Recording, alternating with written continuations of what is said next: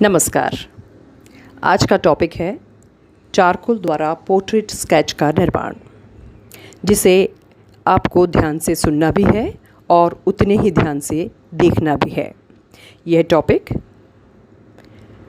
BA द्वितीय वर्ष व एमए पूर्वार्ध के छात्रों के लिए, विद्यार्थियों के लिए समान रूप से महत्वपूर्ण है। ऑयल कलर में पोर्ट्रेट तैयार करने के लिए प्रारंभिक प्रारूप हेतु सबसे उचित माध्यम के रूप में चारकोल का प्रयोग करना श्रेयस्कर होता है और इसके लिए आवश्यक है कि सर्वप्रथम चित्रपट पर चारकोल स्टिक से पोर्ट्रेट हेतु स्केच निर्माण का अभ्यास किया जाए।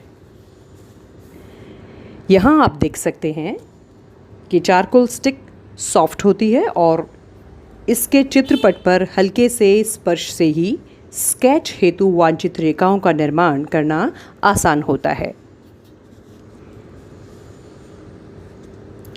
स्केच में जिस जगह अधिक गहरे रंगों की आवश्यकता है, वहाँ पर चारकोल स्टिक को ज़्यादा बार फिराया जाए तथा जहाँ से अतिरिक्त कालेपन को हटाना है, वहाँ से हाथ के स्पर्श से भी उसे मिटाकर मध्यम रंगत प्राप्त करना आसान होता है।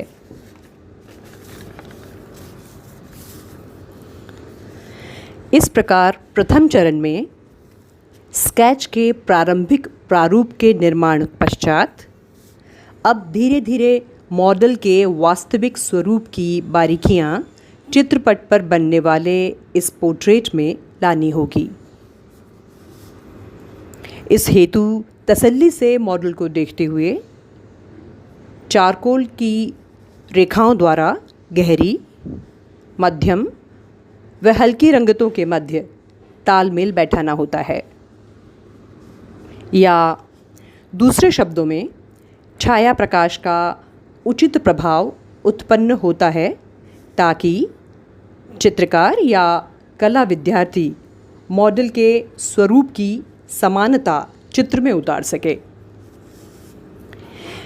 इस हेतु आपको रुई, कपड़ा या फिर हाथ के स्पर्श से भी चारकोल द्वारा प्राप्त काली रंगत के गहरेपन को कम करके व कभी कभी पुनः चारकोल के प्रयोग से रंगत के गहरे व हल्केपन में संतुलन बैठाना होता है।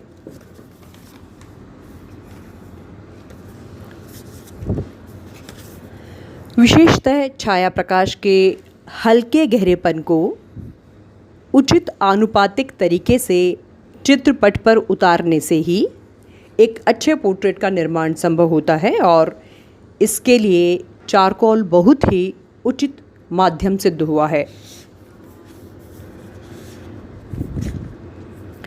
कलर में पोर्ट्रेट निर्माण से पूर्व कला विद्यार्थियों को इस प्रकार के प्रयास अनेक बार करने चाहिए, अर्थात पोर्ट्रेट में रंग भरना आरंभ करने से पूर्व उनसे यह उम्मीद की जाती है कि वे छाया प्रकाश द्वारा एक ऐसे श्वेत श्याम स्केच निर्माण में सिद्धस्त हो जाएं, जिसकी आकृति मॉडल की आकृति से लगभग मिलने लगे। इस हेतु अनेकों बार अभ्यास की आवश्यकता होती है।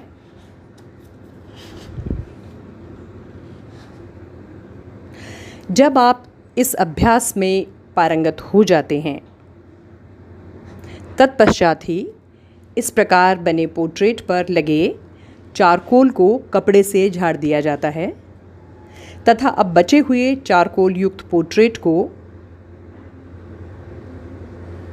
स्केच में रंग भरने हेतु तैयार पाया जा सकता है।